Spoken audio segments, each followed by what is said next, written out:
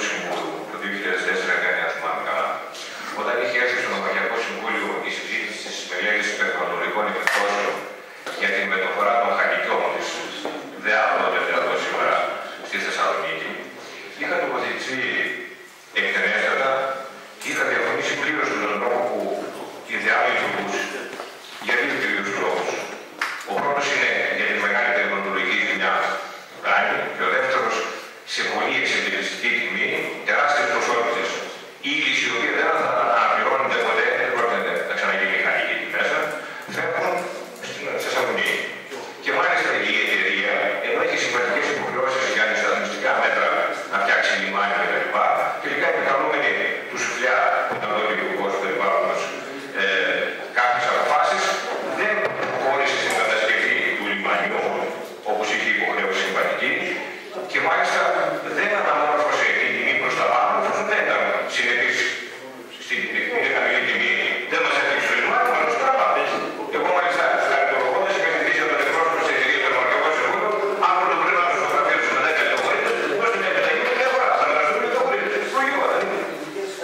Εγώ είχα κάνει συγκεκριμένα τότε την πρόταση, επειδή τώρα το ΣΕΚΑΠΗ είναι η περίοδος των βαχαίων και είχε μεγάλη κίνηση, να προχωρήσει η δημοτική επιχείρηση στη δημιουργία τμήματων αξιοποίησης των υλικών, να υποφεληθεί και προστιθέμενη αξία, να μειώσει στο ελάχιστο την κατανάλωση υλικού, και αυτό συμβαίνει να μεγαλώσετε την τρύπα για να πάρετε περισσότερο υλικό, ενώ το είχαν κάνει τότε που λιγότερο υλικό θα καταναλώταν, θα είχαν αυξηθεί οι θέσεις εργασίας και σήμερα δεν συζητούσαμε τέτοιο θέμα. Δυστυχώς η πρώτη δημοτική αρχή και οι μετεπόμενες ακολούθησαν την εύκολη λύση. Δώσαν σε πολύ χαμηλή τιμή τεράστιες ποσότητες στην επιχείρηση, στην εταιρεία η οποία φτιάχνει το αεροδρόμιο και μάλιστα μας κοστάει και 1 εκατομμύριο και δεν ξέρω ποιες ενέργειες κάνετε για να πάρετε τα χρήματα. Και σήμερα έρχεστε και ζητάτε να μεγαλώσουμε την τρύπα. Μια τρύπα η οποία φαίνεται από το διάστημα. Αν έχετε δει φωτογραφίες από το δορυφόρος, φαίνεται η τρύπα της ΔΕΑ. Αυτή την ανάπτυξη θέλετε, το κρίνουμε το κίνημα, κύριε συνάδελφε. Πριν από λίγες μέρες το Δήμο σε μια ευρωπαϊκή συνδιάσκεψη με θέμα το περιβάλλον και το κλίμα. Και σήμερα με ζητάτε να μεγαλώσουμε την τρύπα και να βγάλουμε και να δώσουμε θέματα. Για ποιο λόγο? Για ποιο λόγο? Αξιοποιήστε τα υλικά από πάνω μέσα. Τώρα δεν βρίσκουμε να φτιάξουμε ένα τμήμα μεταποίηση των προϊόντων κτλ. Για να γίνουν αυτά που σας έλεγα. Καταστατική υποχρέωση της επιχείρησης είναι να αποκαταστήσει τον χώρο και συγχρόνως να φέρει έσοδα στο Δήμο. Και πήραμε 20-30 εκατομμύρια ευρώ. Το θεωρείτε μεγάλο επίτευγμα για το Δήμο μας με τέτοιο κίνημα στους πρόποδες του Ολύμπου, από μια μεριά ζητάμε ορθολογική αξιοποίηση του Ολύμπου και του περιβάλλοντος και από την άλλη μεριά σκάβουμε τα δημιουργία. Ξέρετε ότι αν δείτε μια από αυτές τις πληροφορίες που θα δείτε, που βλέπουμε στην τηλεόραση, μειώνοντας το υλικό που έχετε πάρει, έχει μειωθεί η φυσική διήλυση των νερών και να μπορεί να κινδυνεύει. Δεν ακούτε κύριε Δάκη, δεν σας αφορά ο μαλισμένος και ορίζοντας. Αν μολύνουμε τον υδρογόνο ορίζοντα, δεν σας νοιάζει. Αυτά κύριε συνάδελφοι είναι θέματα και παράμετροι. Θα πρέπει όλοι σοβαρά να λάβουμε υπόψη μας προτού εύκολα συνενέσουμε στο να μεγαλώσουμε μία τρύπα. Σας ευχαριστώ. Μισό λεπτό λοιπόν στο αφορά την αποκατάσταση. Έχει γίνει ένα μπέρδεμα μάλλον. Όλοι εννοούμε ότι η αποκατάσταση έχει κλείσει πάλι τρύπα και ξαναρθούμε στο φυσιολογικό επίπεδο της γης. Δεν λέω αυτό. Αυτό δεν είναι το συγγνώμη.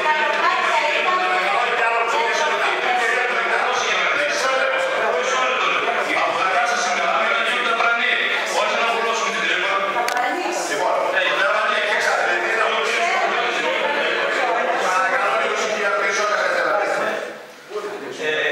Κύριε Πρόεδρε, κύριε Δήμαρχε, κυρίες και κύριοι σύμβουλοι, το θέμα είναι πολύ σοβαρό και ακούγοντας όλους με προσοχή θα σας παρακαλέσω με στον ίδιο βαθμό να ακούσετε και εμένα. Λαμβάνοντας αφορμή, Πρόεδρε, που είπατε ότι τροποποιούμε κάτι εδώ και σήμερα το δίνουμε και έχουμε τη δυνατότητα αύριο να το πάρουμε πίσω. Εγώ λοιπόν προτείνω ότι αν μπορεί στο Συμβούλιο να έρθει η πρότασή μου όπως το προτείνω, κάνουμε προσωρινή παραχώρηση και σε ένα εύλογο χρονικό διάστημα πόσο χρειάζεται ιδεατό, να μας φέρει συγκεκριμένες προτάσεις δράσεων και αξιοποίησης με τις ανάλογες οικονομοτεχνικές μελέτες και τις αδειοδοτήσεις και ώστε να προβούμε έστω μετά 1 ή 2 χρόνια σε σε οριστική παραχώρηση. Γιατί θεωρώ ότι θα είναι μια παραχώρηση για να φέρει αξιοποίηση και θέλει στο δίκτυο. Αυτό έχω και ευχαριστώ.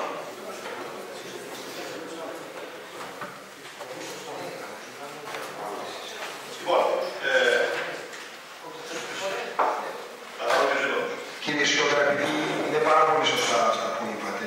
Γι' αυτό το λόγο είπα στην πορεία στον κύριο Καλάνη να προσθέσει, προκειμένου να μπορέσουν να κάνουν τις ενέργειες αποκειμένες. Αυτές τις ενέργειες θα προχωρήσει αυτή τη στιγμή για όσα είπε ο κ. Κουκιουρούκης, να υπάρχει δυνατότητα ανάκλησης της συγκεκριμένης απόφασης. Δηλαδή, αντί να πούμε προσωρινή, που στην ουσία προσωρινή σημαίνει μια παραχώρηση, έτσι. Παραχωρούμε και εφόσον να το κάνουμε και λίγο πιο σαφές, εντός 6 μηνών πόσο χρειάζεται, δεν μας έρθει ένα χρόνο πάλι να αποφασίσουμε την ανάκληση.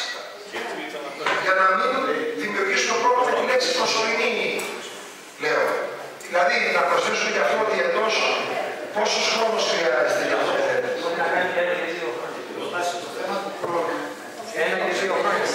Παραδείγματος χάρη, στα οικονομία δεν έχουν δοθεί ακόμα δημοσιοδοτήσεις και δεν μπορούν να υπογράψουν την υπηρεσία.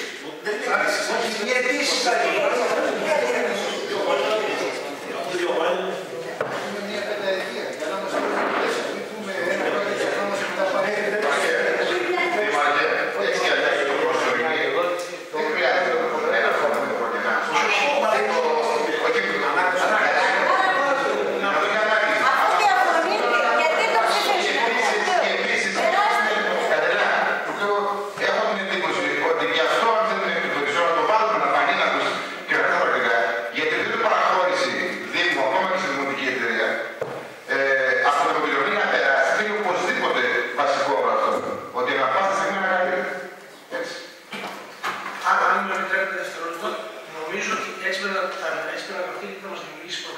Και νομίζω ότι είναι καλύπτει όλες τις περιπτώσεις. Αλλά πάσα στιγμή το Δημοτικό Συμβούλιο μπορεί να αναπεράσει. Εάν δεν τηρηθούν, εμείς το παρακαλούμε.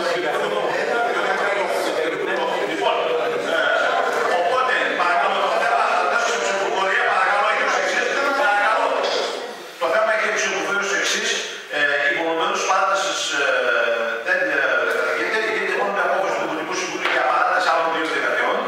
Ότι ανά πάσα στιγμή μπορεί να γίνει ανάκληση με απόφαση του Δημοτικού Συμβουλίου για το ιδιαίτερα αποθέματα στην παράγραφο 5.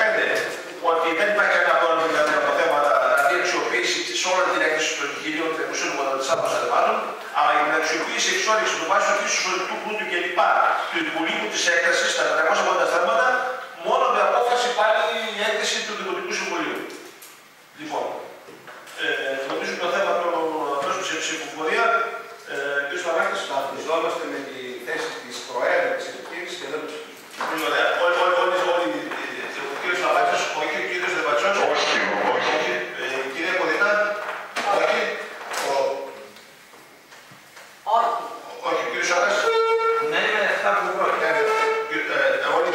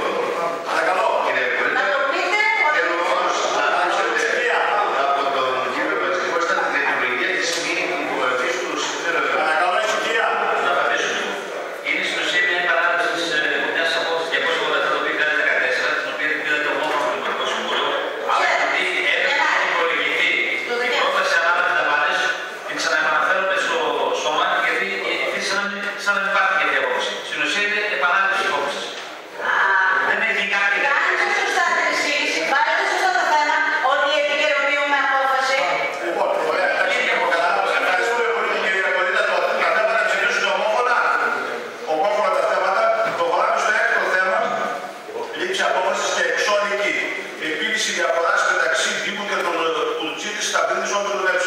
Παρακαλώ, κύριε Στάνη. Επίσης, έχετε την εισήγηση προμοδότηση της κυρίας Κατζής. Πρόκειται για μια εξώδικη συμβιβαστική επίλυση μιας διαφοράς.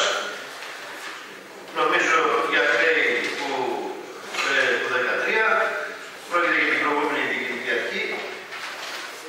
Εμείς καλούμαστε απλά να συμβιβαστούμε, διότι είμαστε υποχρεωμένοι να καταβάλουμε αυτά τα χρήματα στον άνθρωπο προκειμένου να αποφύγουμε περαιτέρω έξοδα στα δικαστήρια και αύξηση σίγουρα του ποσού αυτού. Ερωτήσεις, κύριε Σβατάκη. Κύριε Ζάντα, υπάρχουν κάποια θέματα τα οποία πραγματικά δεν καταλαβαίνω. Τον Αύγουστο του 2013, προφορική συμφωνία μεταξύ του Δημάρχου, προφανώς ο κύριος Παπαθανάσης, ναι, είναι ο κύριος Παπαθανάσης,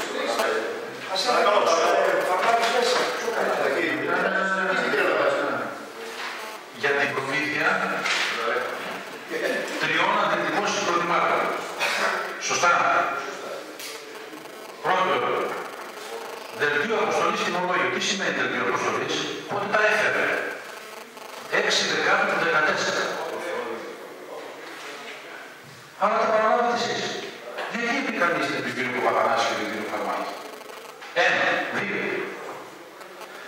Αφού η προφορική συμφωνία έγινε το 2013 και η προμήθεια τον Αύγουστο του 2013 και η προμήθεια στις 6 Δεκάτου του 2014, 1 χρόνο και μετά, γιατί να πάμε σε απευθείας ανάθεση και αν πάμε σε ένα διαγωνισμό να αποκτήσουμε αυτά τα συγκροτήματα?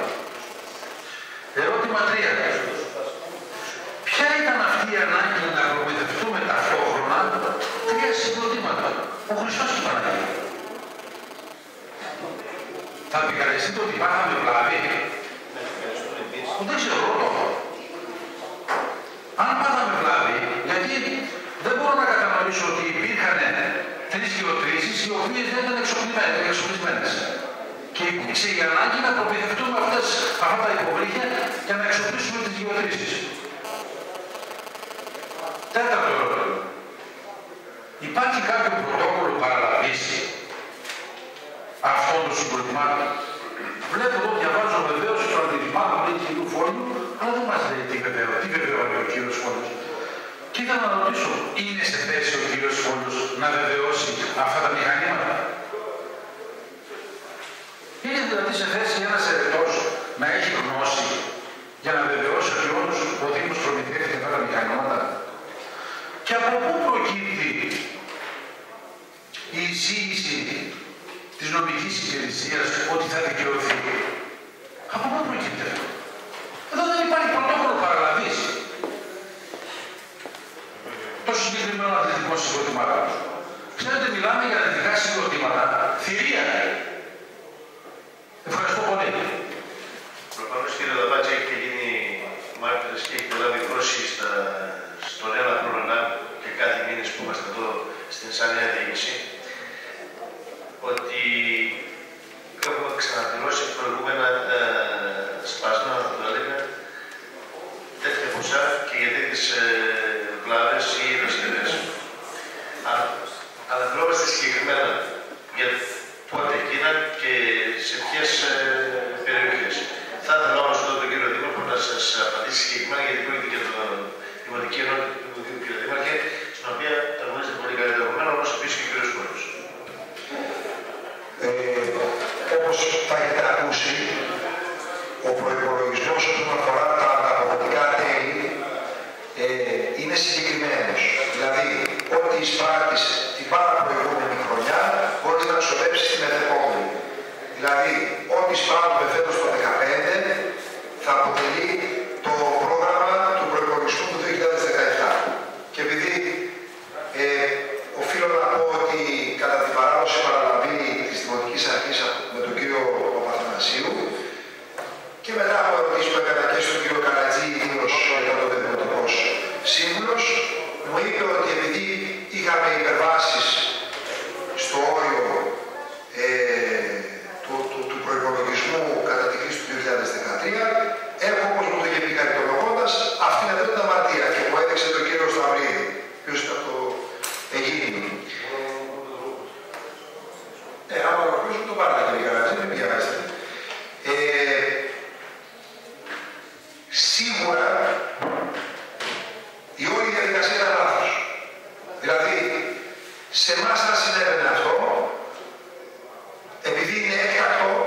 συμβάν, θα μπορούσαμε να λάβουμε απόφαση Οικονομικής Επιτροπής κατά άρθρο 72, παράγραφος 1, πες το βασικό στα δέλτα, θυμάμαι καλά, και να αναθέσουμε λόγω κατεπήγοντος απευθείας στο καλύτερο νόμος ή ο Δήμαρχος με το 58 παράγραφος 3.